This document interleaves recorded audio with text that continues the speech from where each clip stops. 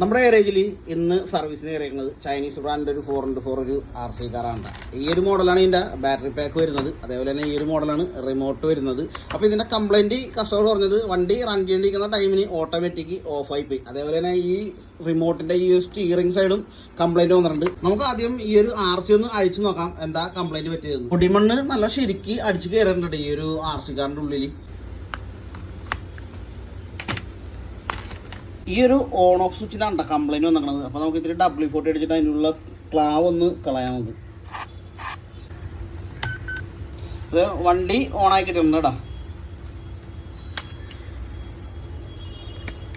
നമ്മൾ RC car running ആക്കി ഇട്ടിട്ടുണ്ട്. അപ്പോൾ നമുക്ക് ഇനി റിമോട്ടൊന്ന് അഴിച്ചിട്ടൊന്ന് സെറ്റാക്കി എടുക്കണം. ഒരു RCയുടെ റിമോട്ടിൻ്റെ ഉൾ സൈഡാണ് ഈ കാണുന്നത്. ഇതിൻ്റെ ആ സ്റ്റിയറിങ്ങിൻ്റെ സൈഡിൽ ആ ലോക്കിംഗ് സിസ്റ്റം ഒടിഞ്ഞു പോയേക്കണുണ്ട്. അപ്പോൾ ഇത് നമുക്ക് ഒട്ടിച്ചാൽ നിൽക്കില്ല. അപ്പോൾ നമുക്ക് വേറൊരു പരിപാടി ചെയ്ത് നമുക്കൊന്ന് സെറ്റാക്കി എടുക്കാം. നമ്മുടെ വണ്ടിയുടെ വർക്കൊക്കെ കംപ്ലീറ്റ് ആയിരുന്നേടാ. അപ്പോൾ നമുക്ക് കവർ ഇട്ടിട്ടൊന്ന് ടെസ്റ്റ് ഡ്രൈവ് ചെയ്ത് നോക്കാം.